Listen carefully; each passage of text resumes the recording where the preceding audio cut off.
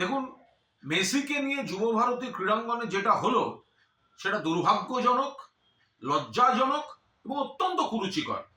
কিছু লোকের হ্যাংলামির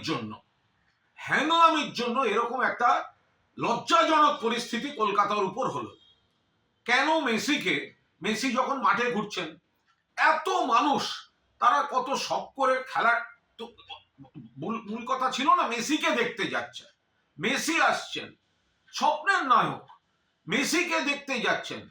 তো মাঠের মধ্যে যখন মেসি ঘুরছেন, তো বাকিরা মেসিকে একটু সামলে শুধু শুধু তার নিজস্ব দেহরক্ষী দিয়ে একটু ভিড় থেকে আগে মানুষের দিকে তাকিয়ে হাত নাড়তেন। তারা যারা এই এত দামি টিকিট কেটে দেখতে এসছেন তারা দু চোখ ভরে দেখতেন।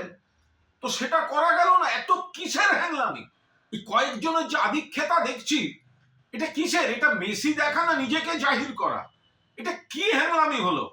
ফলে দূরে যারা বসলেন, যারা গ্যালারিতে টাকা দিয়ে গেছেন, ওই ভিড়ের মধ্যে দেখতে পাচ্ছেন না। কোনো পরিকল্পনার মা বাবা নেই। এই আয়োজক এটা হচ্ছেটা কি? শুধু টাকা, শুধু ব্যবসা। আর যে ক্রীড়া প্রেমীরা এখানে গেলেন, পুরো যুব ভারতী ভরিয়ে, অনেক বড় ডার্বিতেও এত লোক হয় না। সে মানুষগুলো কিন্তু সকালে গেছে শুধুমাত্র মেসিকে দেখবে বলে। মনে রাখবেন 2011-এ খেলা হয়েছিল, মেসি খেলেছিল আর্জেন্টিনা ভেনেজুয়েলা।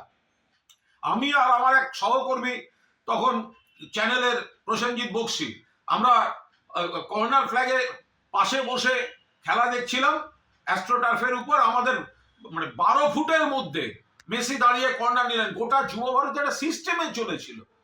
এটা কি? যারা মাঠের মধ্যে, একটা মানুষ গ্যালারিতে বসে সে কি দেখবে ওই ভিড়ের মধ্যে? কোনো পরিকল্পনা থাকবে না। মাননীয় মুখ্যমন্ত্রী পৌঁছবার আগেই মেসিকে বেরিয়ে যেতে হচ্ছে। জল ছুঁড়েছেন কিছু দর্শক, জল ছোড়াটা হয়তো অন্যায়, উচিত নয়, আলাদা। বাট তাদের ক্ষোভটা কি করে অস্বীকার করবো? যে মানুষটা এত দামি টিকিট কেটে সকালবেলা নীল সাদা জামা পরে মেসিকে দেখবেন বলে গেছেন, তিনি যদি দেখেন দূরে ওই একটা জটলা শুধু ঘুরে বেড়াচ্ছে, এই হ্যাংলাগুলো কারা? এই আয়োজকটা কে? এরা শুধু ওই টাকা তুলে দামি করে নিজেদের টাকাটাকে সুরক্ষিত রেখে অন্য জায়গা থেকে স্টাফদের এনে ঘুরিয়ে দেয়া, ইয়ার্কি মারার জায়গা পায়নি। এদের বিরুদ্ধে ব্যবস্থা নেওয়া উচিত।